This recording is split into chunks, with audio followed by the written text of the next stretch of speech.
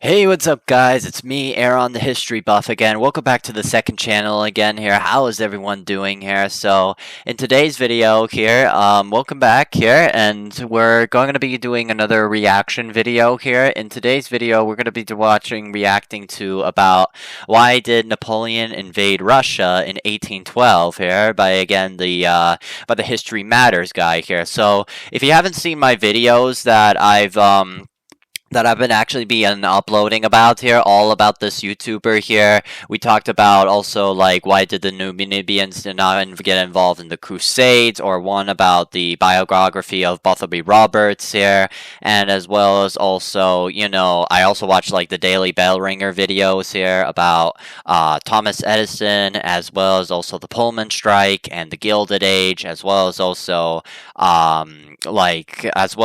John D. Rockefeller and Andrew Carnegie here. And so if you haven't seen them already here, please do go check them out into this channel here, or I can just send them the link down in the description. But in today's video here, we're gonna be reacting to another video of the History Matters, and we're gonna find out also what were the reasons of Napoleon that is gonna invade Russia here, despite being also like that in the past that he's been victorious towards the coalition allies during the Napoleonic Wars here. So before we get into this video here, if you guys haven't yet, please be sure to hit the like button, subscribe to my channel if you're new, don't forget to comment, and turn on the bell notifications. That way you get notified by every video that I'll be posting at the channel. And yeah, I guess let's just get right into this video, okay?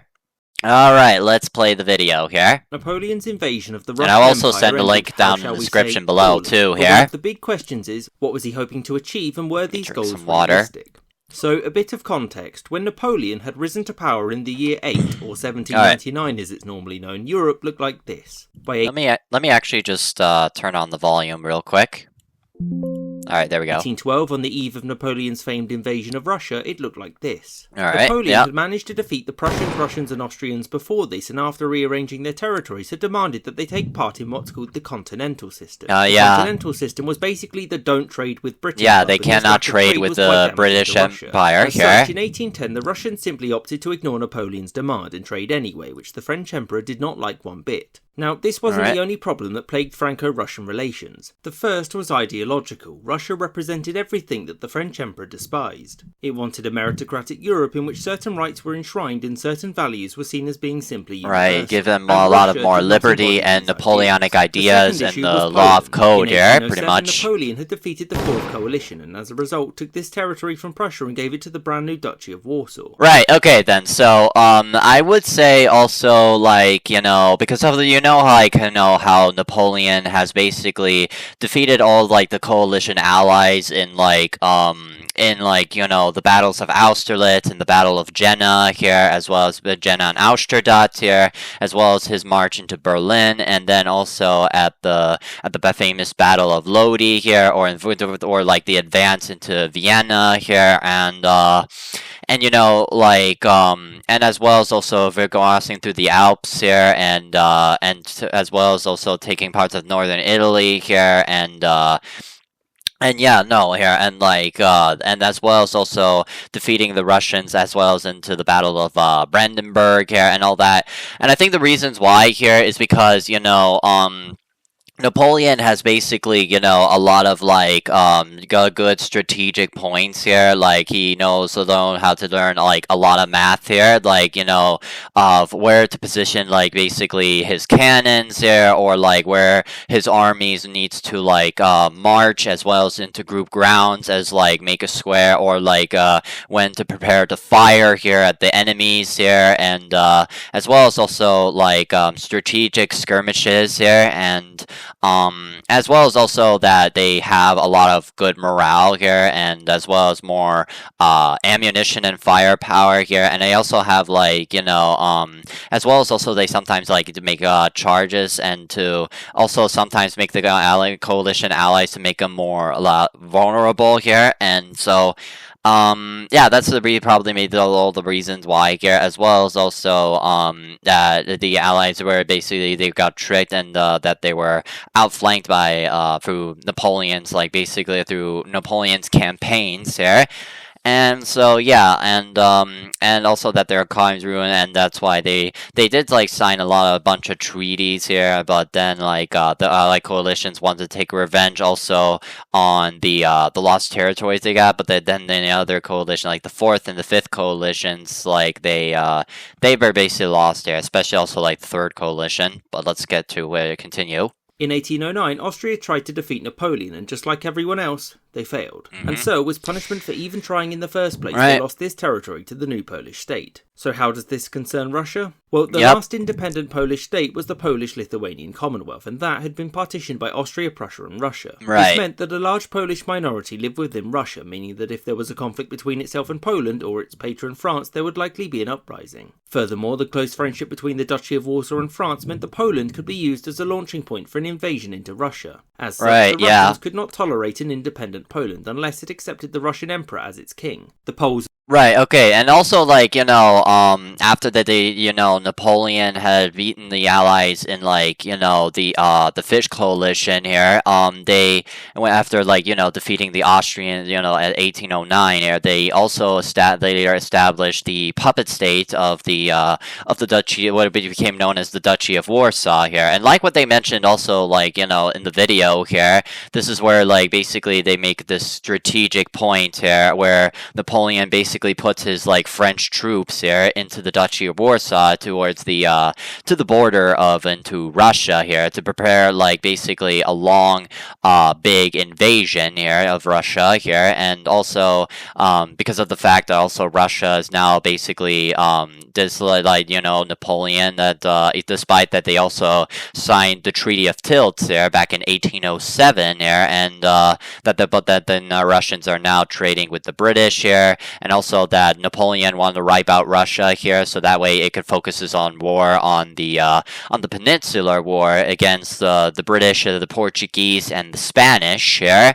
as well as also that Napoleon thought he was going to win here, and also create his big greater French Empire here. Napoleon said no, and so things got a little bit tense. So by 1812, the French Empire was deeply bogged down by Spanish and Portuguese resistance in the Peninsular War. This was becoming costly in terms of money and lives, and so, as a result, Napoleon needed a win. And what better way to do so than to have a quick and easy victory by invading Russia? Napoleon knew that he couldn't continue to fight the costly Peninsular War and invade Russia without Prussia and Austria on side. As such, Napoleon pressured them to commit small forces to the invasion, which they agreed to. The idea being that they would make an enemy of Russia and so wouldn't be able to join it against Napoleon. So as we all know, Napoleon's invasion of Russia was a complete failure, and so surely he must have been able to predict some of the issues he faced, right? Well, no. Napoleon was convinced of his own genius and considered the Russians to be an inferior people who would be unable to withstand his armies for very long. As we all know, this invasion went terribly for France, and Napoleon's days in power were soon numbered. So, in summary, Napoleon invaded Russia for many reasons. To enforce the continental system, which in theory would starve Britain to enforce the continental system. To basically continue his trade, relations and foreign policy and all that with Napoleon here. Russia get rid of Russia, enemy, so that France could focus entirely on the Spanish, Portuguese and the British, and to strengthen his grip over Eastern and Central Europe, as well as the new Polish state to enforce Napoleonic ideals there. However, the most obvious reason he invaded was simple. He thought he was going to win. Yeah, that's what I mentioned also here. He thought that he was going to win here because of he has also a really big army here, and they thought they can go inland into Russia here, and also that they have all the foods and supplies that they all needed here to prepare the invasion here. But because of also, that because of the very cold, basically winter that the army is suffering here, as well as also that they also with that Russia, and also that Russia was able to make, there's a lot of guerrilla warfare tactics, as well as skirmishes and hiding into trees to fight against Napoleon here. But that once the Napoleon's troops, when they defeated them at both battles such as Smolensk here, and later at the famous Battle of Borodino here, Napoleon's troops were able to march into Moscow here, and but then the Russians were able to basically burn down the city here, which meant basically that they were not going to give up here, and they were going to continue fighting Napoleon and the French here. And so that means then Napoleon cannot go into any further, and then that's where the winter storm had come in here, and their forces had to be go back here, and the army had basically suffered in like hypothermia and frostbites, as well as also the cold, and also like famine, and where they had to go into like basically to survive through battles such as the Battle of crossing the icy Berezina River here in 1812.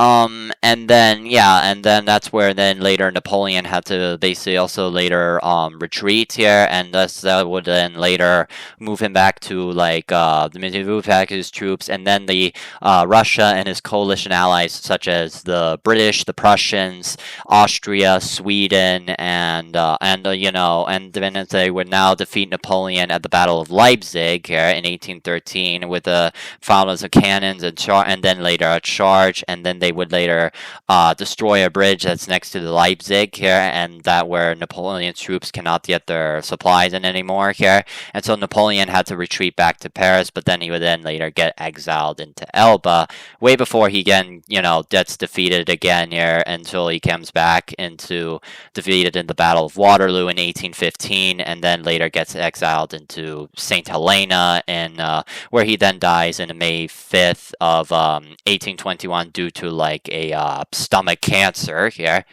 But yeah, but that's basically all about it here. This is basically my whole reaction video here. Yeah, I hope you guys basically enjoyed this video here. I will definitely send you guys this video, links down in the description down below if you guys, want to watch this on your own here, by yourself here. And also, if you guys want to check out this history channel and watch all these videos to yourselves here. I mean, this guy had already published this video right here, when did the Cold War actually started, which I'll make in like a future video here. But yeah, you guys can go watch these videos, go in yourself here, and yeah, no, I hope you guys basically enjoyed these videos here, and yeah, if you guys want to see one more history content like this, then what are you waiting for? Don't forget to hit the subscribe button, don't forget to comment, and yeah. And let me know also like which another next history video or content you want me to make next here. If it's another reaction video or another presentation or whatever it is, maybe. Because I'm also maybe planning to do more Kahoot quizzes here, or maybe like a BuzzFeed quiz I was thinking about here. But yeah, no.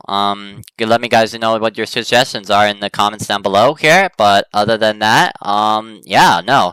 And in case you also guys might be wondering what my favorite historical events or events in history are here, I like more about like the both World Wars and the Cold War, and that's my favorites. And what are your guys'? So let me know in the comments down below.